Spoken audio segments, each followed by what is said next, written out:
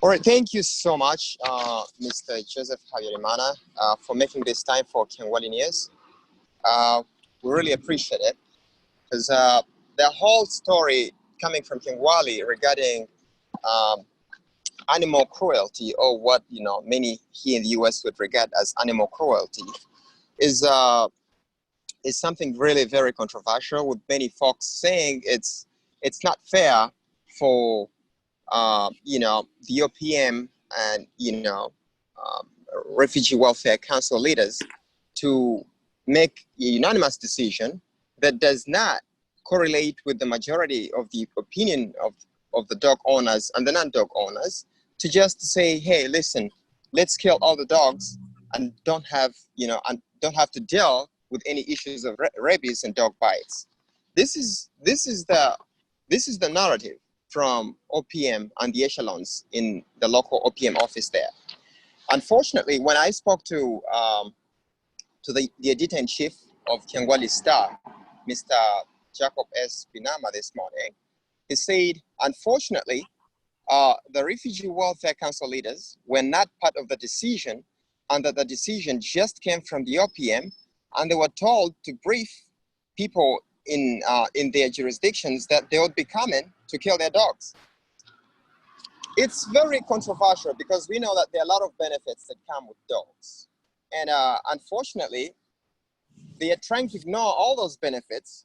And if I'm to, if you'd allow me to say this, the importance of dogs, if we're to lay them down here, the dogs clean the environment. We see dogs being used as pets.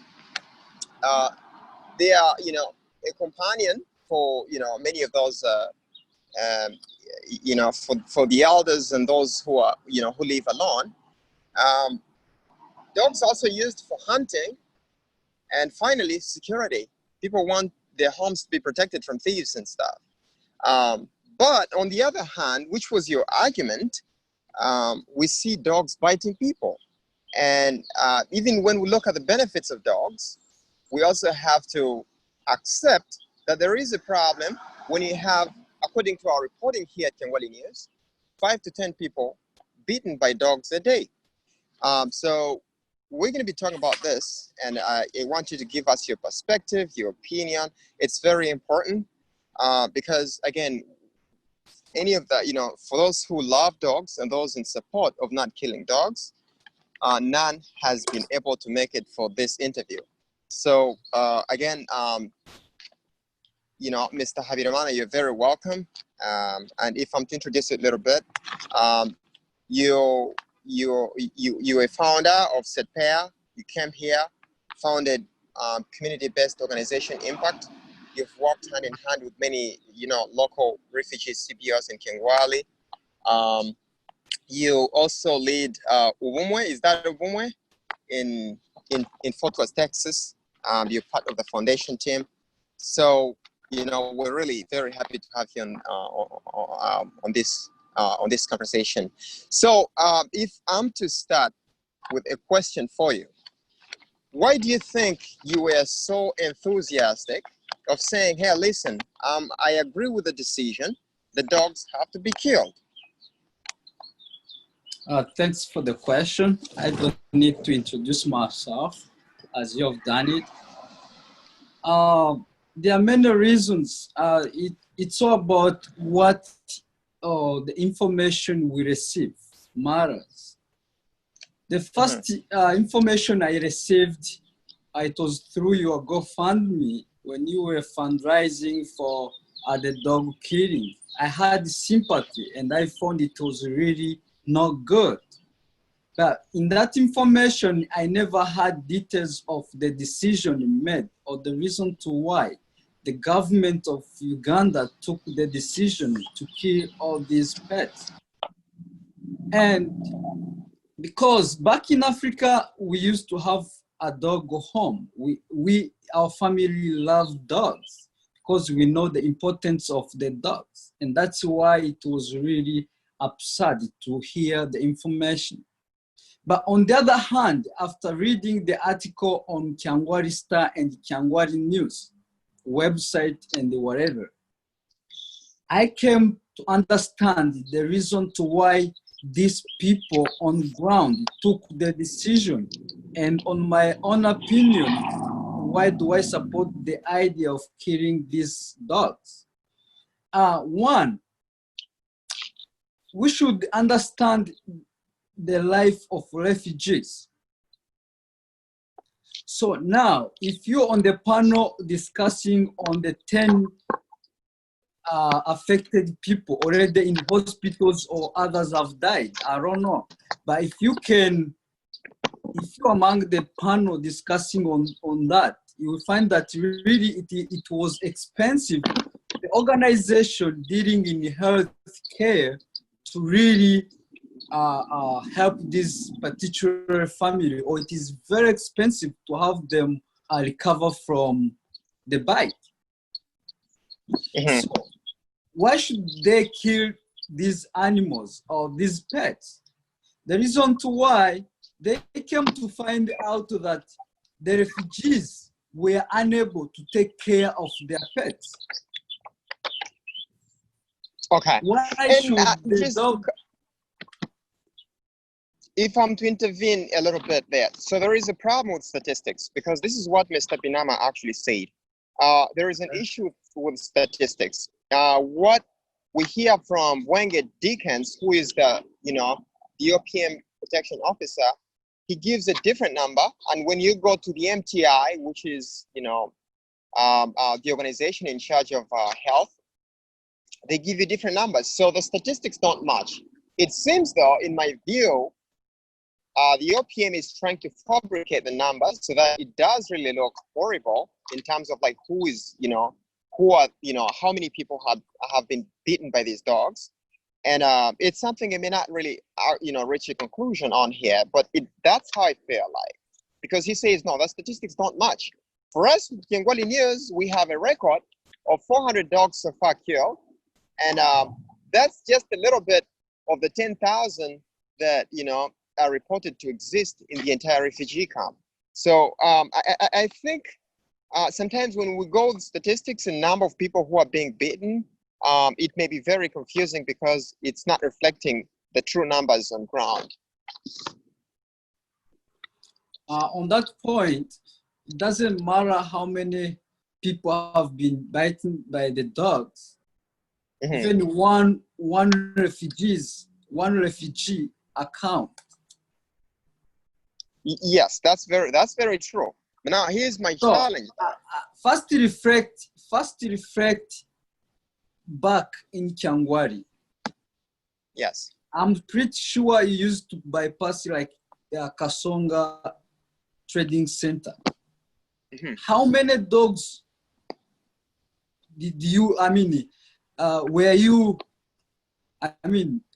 dogs do you see in that trading center just moving without owners? So if they have a number of 10,000 dogs in the camp, just imagine in the trading centers how many dogs will be moving. So people are not secure. If it is, look, if the dogs are there for their security purposes, we expect to see them at home, not in trading centers or wherever. Yes, that's very true. I agree with you, bro. Now, here's what Mr. Binama again said on that very point. He agrees with the idea of killing what the vets call stray dogs, the dogs that move around the trading center without ownership. But he disagrees with the idea of going around finding responsible dog owners and asking them to provide their dogs so the dogs can be killed. That's his problem. So I think what you're not trying to account for here is that there are those dogs moving around the trading center. Many people will agree with you that those dogs have to be killed. But what about the responsible dog owners who are feeding their dogs? Who treat them, for instance, who make sure their dogs are receiving the shots for rabies and stuff. That also has to account. And again, it seems though the decision that OPM took does not account for dogs that are taken care of, and that's where the problem is. So what do you tell the dog owners who basically, are taking care of the dogs, and they, Uh, they don't I see the feel light? pity. I feel pity to the dogs owners or the innocent people, but they need to. So you were talking about Sindani. Yeah, I see that Binama, um, he was questioning the idea of going to people's homes. We do have responsible dog owners, and these responsible dog owners have to be respected. They take care of their dogs. They feed them. They make sure they receive vaccinations for rabies. There is just no reason for someone to come and ask for your dog and kill it. That was his problem. Now, what you need to know on that point, if we have 10,000 dogs in the camp, Yes. where do you think they come from? So the So 10,000 the dogs? the dog owners have dogs, and they reproduce more dogs, but they don't take care of, or they don't limit the number of puppies they are getting. Mhm. So the killing of dogs is one way of reducing the number of dogs in the camp. But here's my problem, though. Here's one thing I want you to understand, bro. They are those who are responsible dog owners. It doesn't matter how many dogs they have. And that's the question I want you to answer. It doesn't matter how many dogs you have at your house. The question is, how do you reach someone's home? He's a responsible dog owner. He makes sure the dogs receive vaccinations. He feeds them. He says, they beef up my security at home. These dogs don't move around. They prove to you all that. How do you just make a decision and say, no, we're still going to kill your dogs because you never know? Do you think that's fair? No, I don't think among all those dog owners with the dog vaccine, I don't know whether they have ever went to OPM, presented their vaccination papers, and they went ahead and killed their dogs. No. They're According killing to every dog. They are killing every dog, because even what I heard from you guys, the community never cooperated. That's the first thing. As a reader, you don't, when you're a reader, there are some things you look at. So now, if in general, the community, they aren't cooperating on a certain issue, then law comes in. So if they take a law that we need to kill all dogs, then even the innocent ones will be affected. But listen, I really want to clarify this point. So there was no community involvement. It's not like they had a referendum on whether, to decide on whether, dogs should be killed or not. And again, it's not true, according to Mr. Binama, that the Refugee Welfare Council leaders were part of the decision-making process. It's the OPM that made the decision and called these local leaders and told them, listen, go tell people in your jurisdictions that we're going to be coming to kill their dogs. That was it. And again, according to our reporting, we had an interview with Mr. Bwenge, and Bwenge clearly told our reporter that it's not him, it's just orders from above, so it clearly tells you a lot. It's not me, it's just orders from above. And there is also another problem, because they're paying, each of these people killing the dogs about 20,000 Ugandan shillings a day. So there is also some economics in it, because they're behind in terms of the number of days to make sure that they finish all the dogs. They were in discussions to make sure they're given more days and extend the contract. It's not just true when we say, hey, listen, we can't have a conversation with the local leaders. We can't have a conversation with these people. We're just going to kill dogs. Do you really think, in your view, it was fair for them to just make that, direct decision and say, hey, we're killing dogs. We don't care about, you know, whether with you care of your dogs or they're just stray dogs. That wasn't fair. with that statement, that wasn't fair. But I'm not basing on what Sindani reported in your interview. I'm just considering what I read in Kyangwali Star and Kyangwali News. Unless if they gave us a false information. Because the reason why I can't base on what Sindani said, I understand is part of the affected. As a dog owner, he has his way of, the way he understands the situation because he's affected.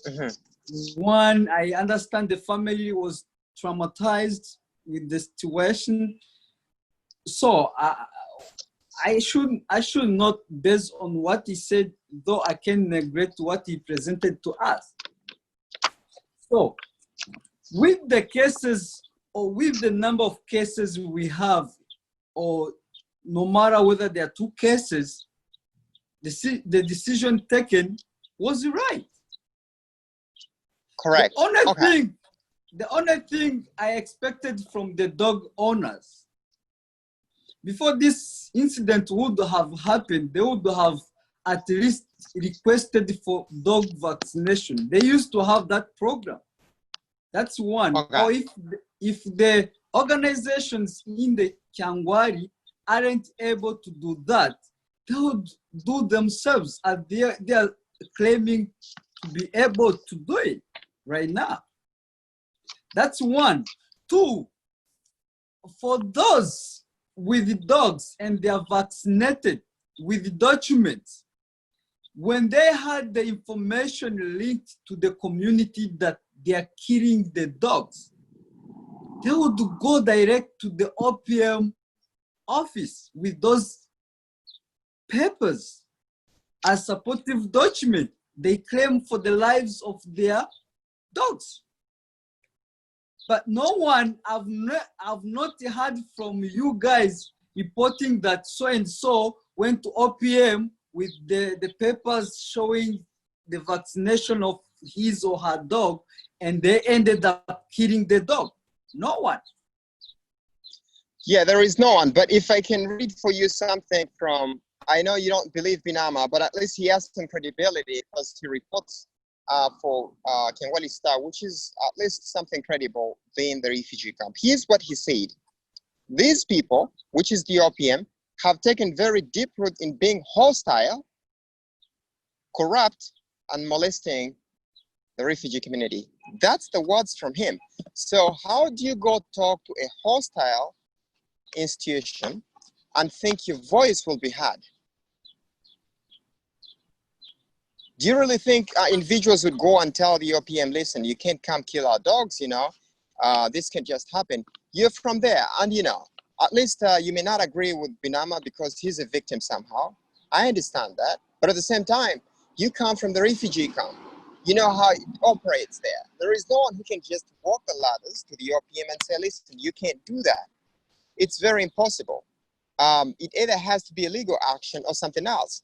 And again, if the leaders themselves, I wish you blamed the refugee leaders who knew this was happening, and they should have stepped in to say, listen, we are going to defend the rights of the people in our jurisdictions and tell the OPM that's a bad decision.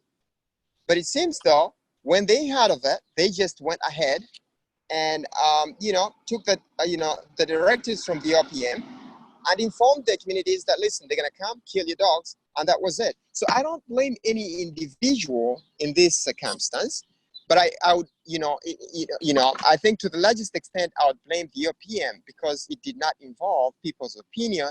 And again, it just sent a directive to the community leaders without asking them for their opinion. So that's the problem that, and these words from Mr. Binama are also very powerful, You can't go negotiate with a hostile individual. You can't go negotiate with a hostile institution. Do you really think you make any point there, bro? When I look on on what the leaders are doing and what the community are responding. As a leader, you should not expect the love you give the community back. That's one. Yes. The only thing is that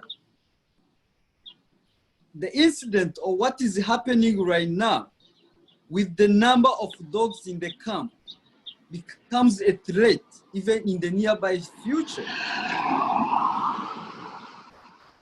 The dogs in the camp becoming a threat in the nearby future. Wow, those are the words of Joseph Habyarimana. We are running out of time, but here's one thing I'll tell you, brother. It's very true that it's not fair for dogs to bite people, and the leadership in place fails to take an action. But it's also very true that it wasn't fair that they did not consider the opinion of the refugees themselves, and not even the leadership, even the refugee leadership. That was a failure on behalf of the OPM. So we have to look, on, either situation. And, just like we can feel sorry for those who have been bitten by dogs, we may also feel sorry for individuals who have lost their dogs, yet they are actually responsible dog owners who have made sure their dogs receive the right vaccination, they feed them, and they're benefiting in a lot of ways from their dogs, from security to companionship to being a pet at home. And for those that do hunting, these dogs also help with hunting. So it's a very controversial issue, very complex topic. We really appreciate you making your time for this quick conversation here. We respect your opinion, and you're always welcome to the Kyangwali News shows. We appreciate so much. Have a good evening back in Fort Worth, Texas. Thank you, Mr. Ushu, for the invitation. But the only message I can give to the Kyangwali dog owners, it's really a pity for them, but they should take courage with what is going on in the community. But we feel sorry. I mean, it's not really a sorry, but the families of the affected people, it's really a bad moment. I don't know That's whether right. there is a dead recorded with that. I don't know, but if it is there, it's more sad. So the only thing the OPM is doing is trying to depopulate the dogs in the camp, as they are rising more than the population in Kyangwali, because they are almost exceeding or getting to the half of the population in the camp. So that is a big threat in that community that we desire to serve. I appreciate and thank you. Thank you so much. Have a good evening. Thank you. So that was Joseph Habyarimana. He's the founder and the chief executive officer of community-based organization Impact, based in Fort Worth, Texas. So he was giving us his perspective as far as the dog killing, is concerned in the refugee camp of Kyangwali in Western Uganda. It's very important to note that some of the explanation from the chief, the editor-in-chief of Kyangwali Star, a local refugee magazine from that same refugee camp, contains a solution to all this controversial issue that is going on. One of the things Mr. Binama from Kyangwali Star mentions is that it requires an independent organization that will help advocate for animal cruelty and to deal with the OPM on situations very complicated like this. So again, tell us in your comments what you think, and if you have a different opinion, share it with us in the comments. We'll respond to your comment anytime. And again, whoever is out there and has something to share, you're always very welcome to our interviews. We really appreciate you coming and sharing your opinions. Have a good evening.